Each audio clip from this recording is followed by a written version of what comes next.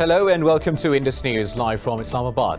I am Muneeb Hamid with the news of this hour. Let's begin with the headlines first.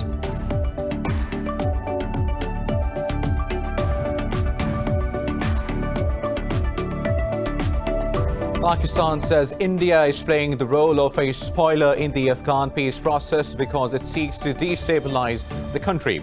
In an interview, Prime Minister Imran Khan said destabilization of Afghanistan directly affects Pakistan as the two countries share a lengthy border.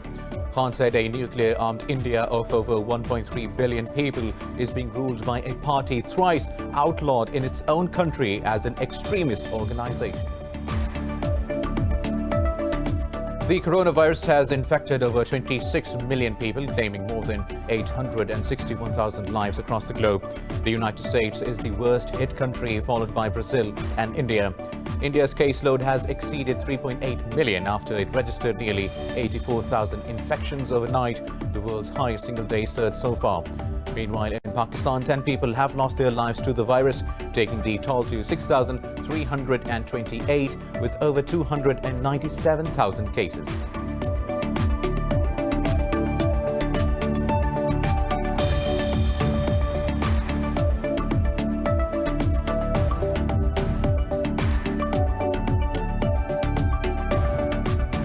Beijing says Washington's measures to restrict its diplomats in the US are unjustified. China's embassy in the US said the move contradicts Washington's self-proclaimed values of openness and freedom. Earlier, Washington instructed Beijing's envoys to seek the State Department's approval to visit US universities or to hold cultural events.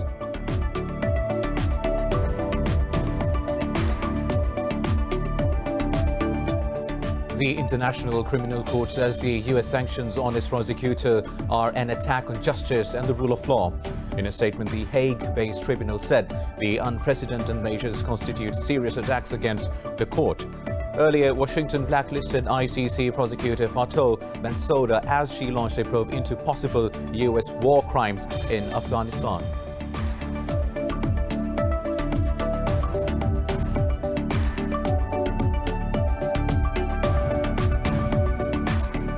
In the Mexican city of Cuernavaca, 8 people have been killed after gunmen stormed a funeral service and opened fire. Officials say 14 others were wounded in the gunfire. The police say they are on the hunt for the gunman.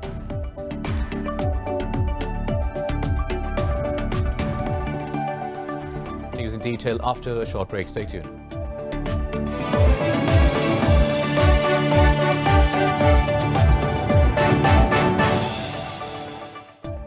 Welcome back. Now we'll have the news in detail.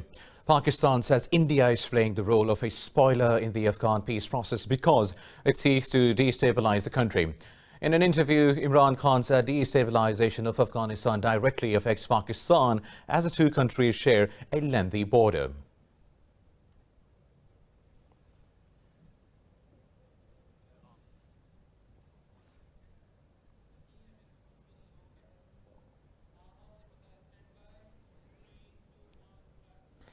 Pakistan has called for stepping up efforts to start the intra-Afghan negotiations.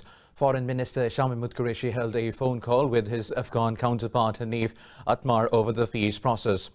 The Foreign Office said Qureshi apprised Atmar on his recent meeting with the Taliban delegation in Islamabad.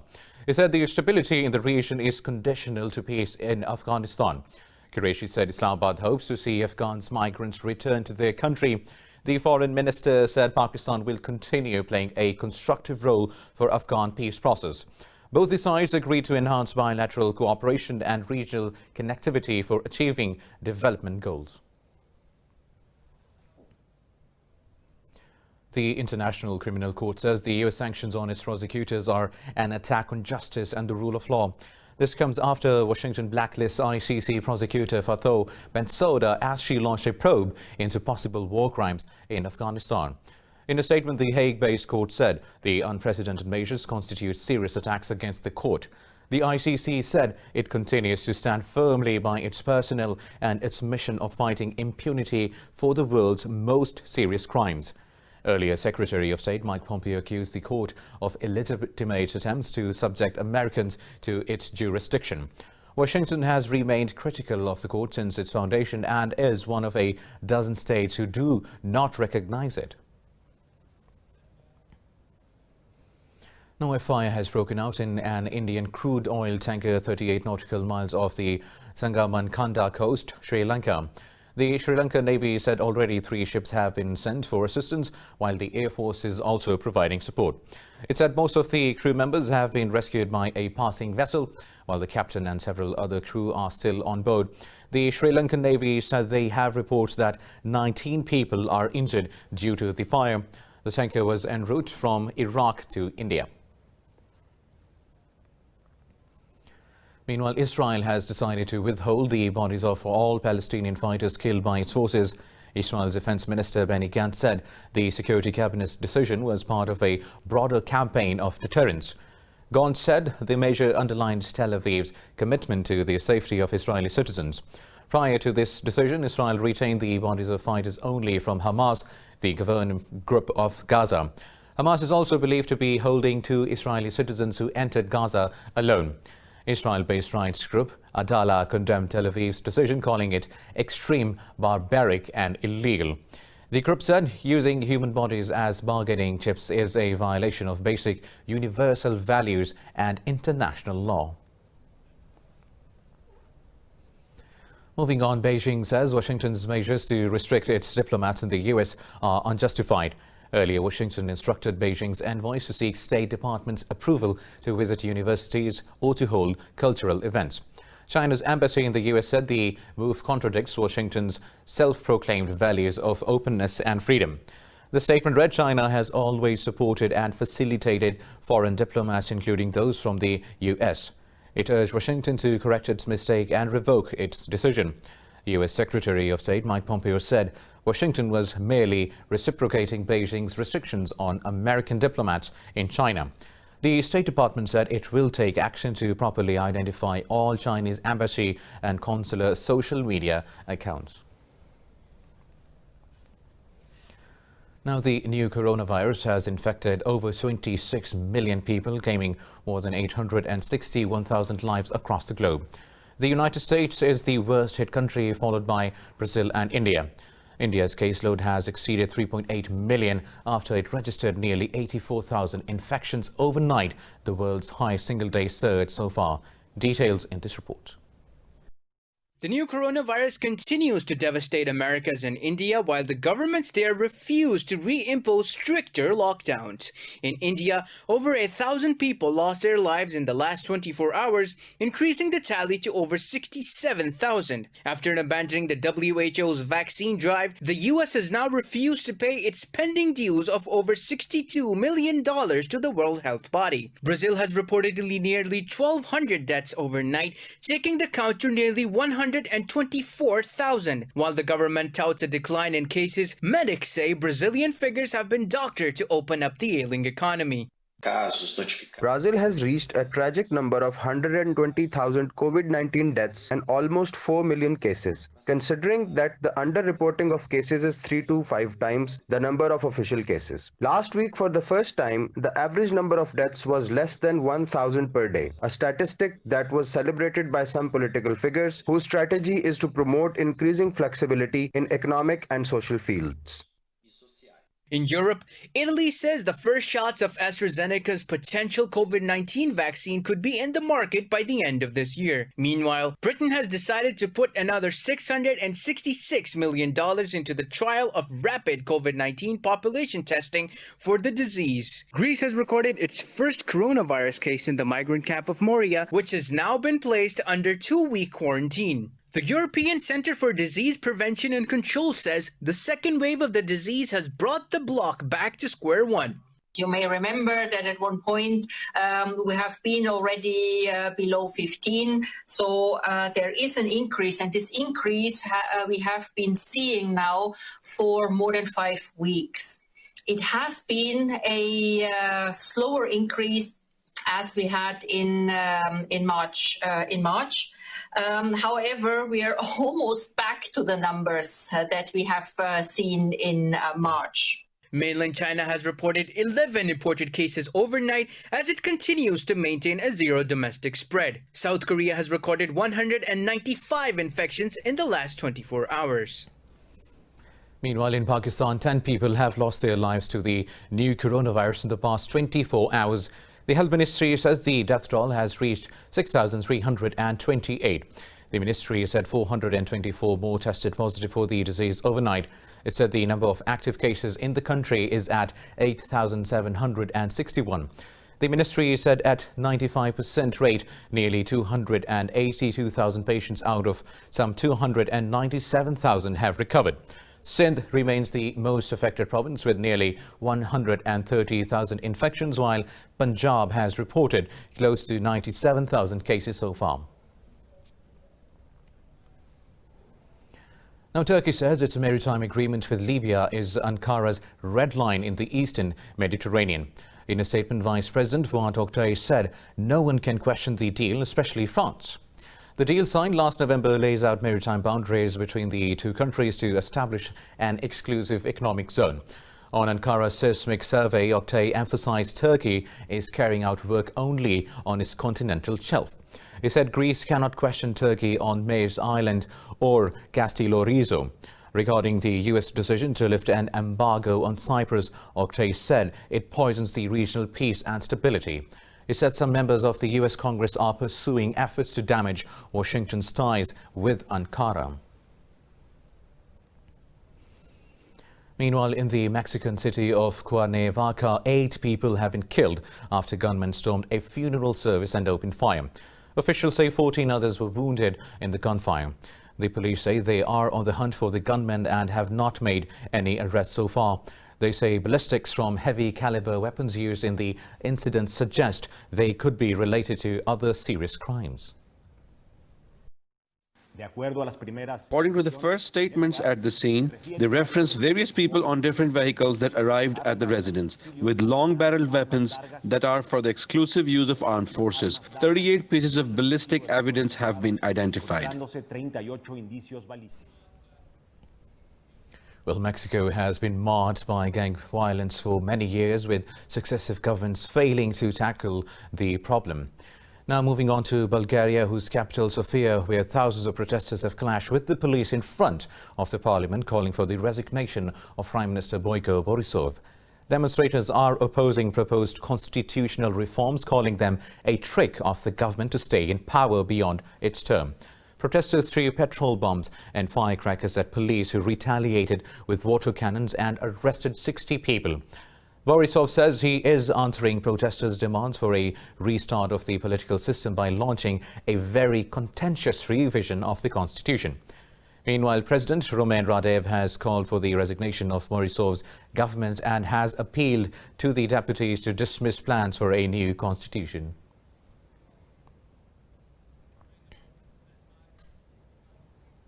More news coming up in this bulletin after a short break. Stay tuned.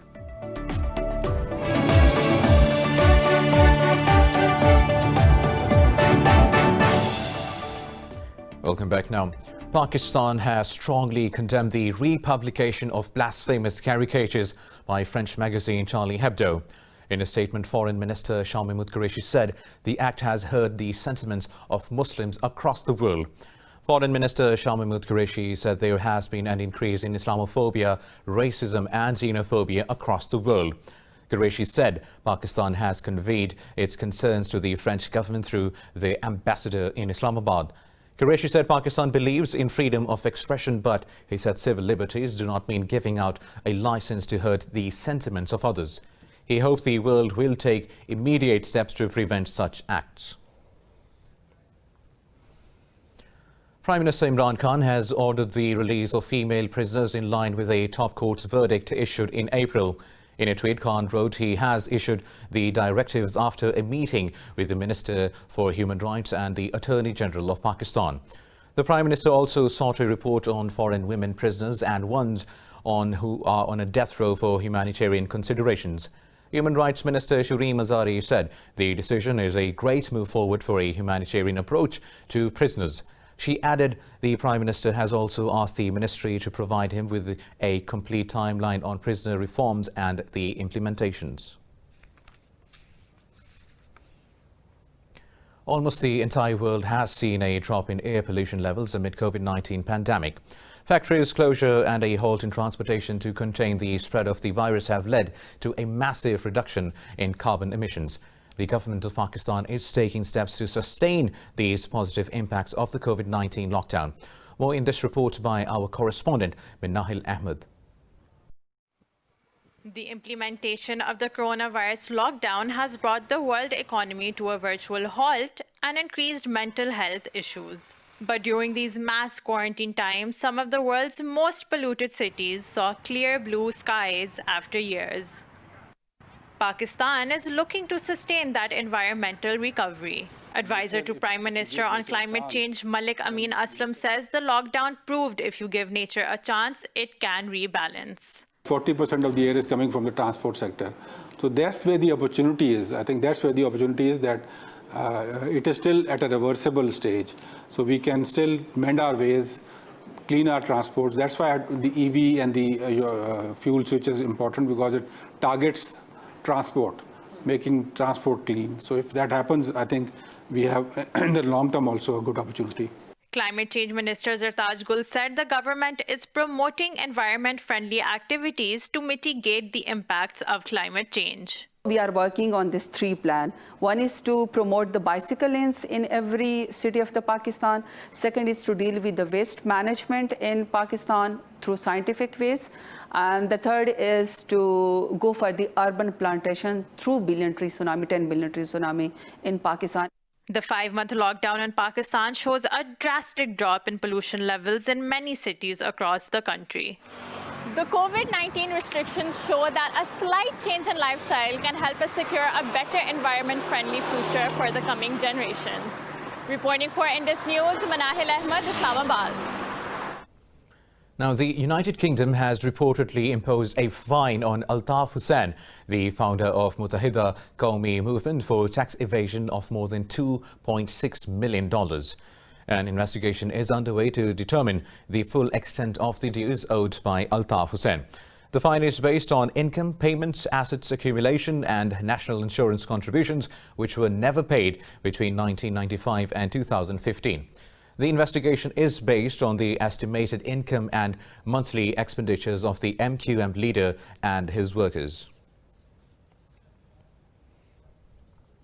Meanwhile, the Twitter account of Indian Prime Minister Narendra Modi's personal website has been hacked. Twitter said it was aware of the activity and has taken steps to secure the account. The account, having over 2.5 million followers, is the official Twitter handle for Modi's personal website and his mobile application. Modi's personal Twitter account, which was unaffected by this incident, has over 61 million followers. The tweets, which have since been taken down, ask the followers to donate to the PM's National Relief Fund through cryptocurrency.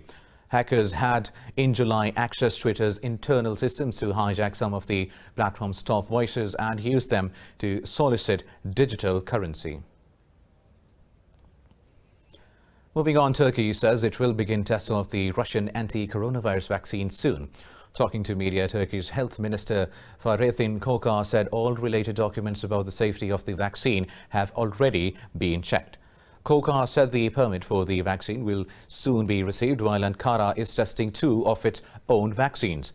Earlier in June, Koca announced that Ankara and Moscow have joined efforts to conduct clinical trials of the vaccine to expand the scope of the trials.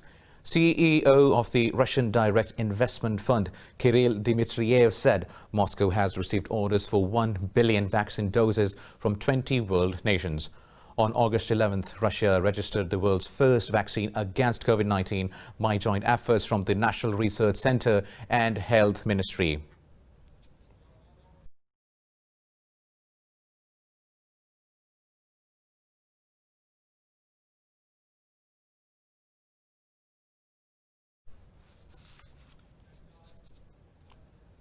Now, at least 1 person has died and thousands have been left without power as Typhoon Haishen smashed into the Korean peninsula. South Korea's disaster countermeasure authority said over 2,000 people have been evacuated from the affected areas.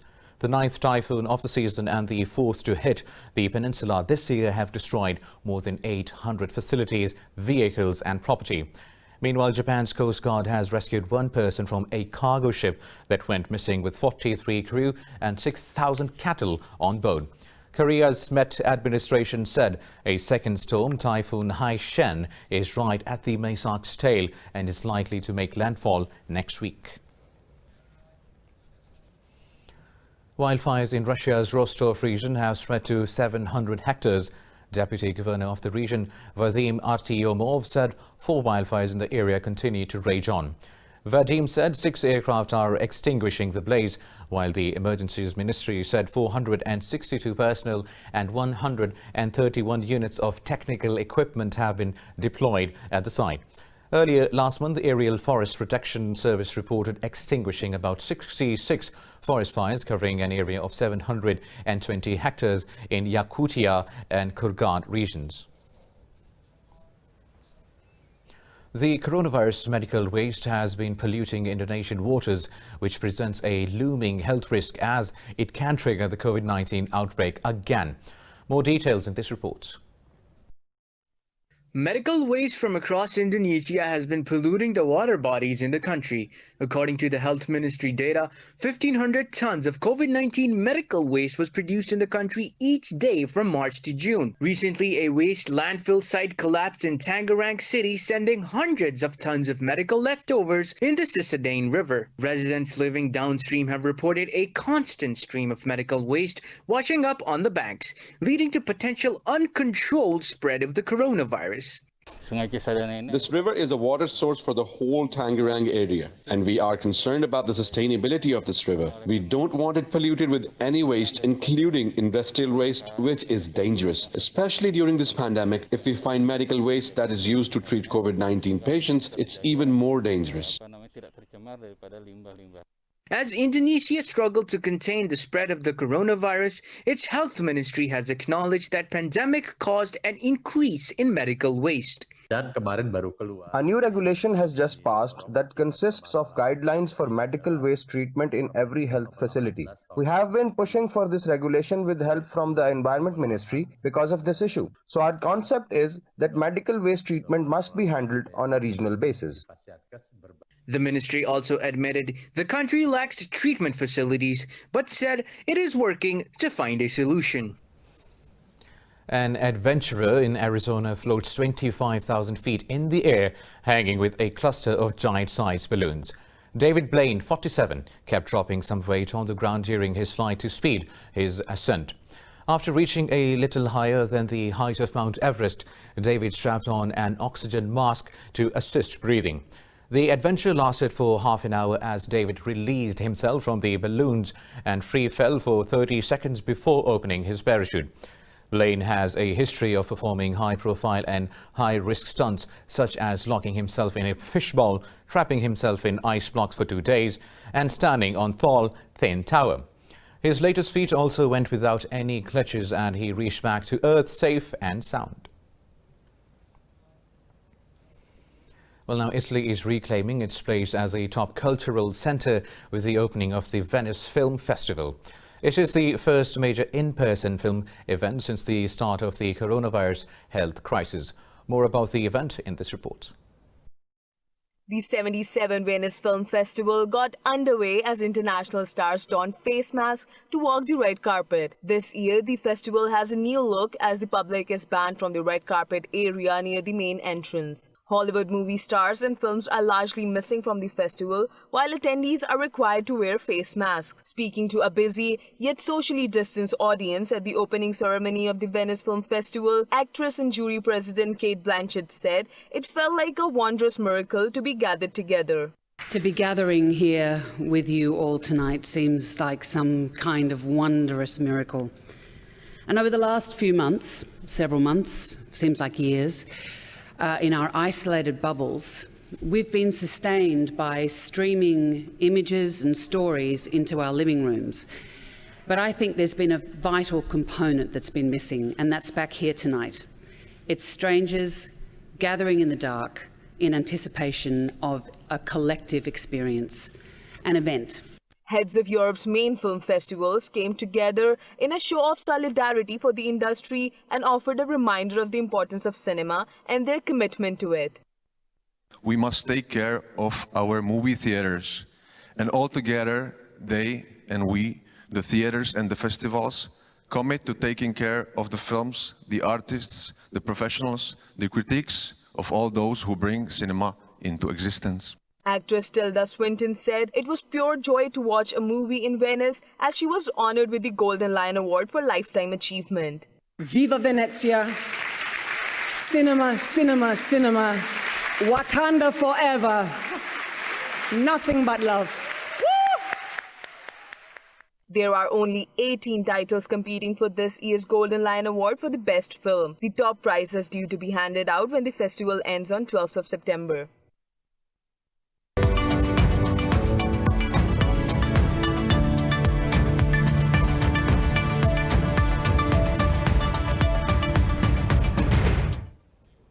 European markets have made significant advances, with all major bourses trading in positive territory. Global equities are receiving a boost from hopes for further US stimulus and progress on a coronavirus vaccine. European stock 600 is trading more than 1% higher. London's FTSE 100 has gained close to 1%. Frankfurt's DAX has climbed 1.5%. CAC 40 in Paris has jumped close to 2%. Earlier, Asian markets traded mixed as mainland Chinese stocks dropped marginally over rising China-US tensions.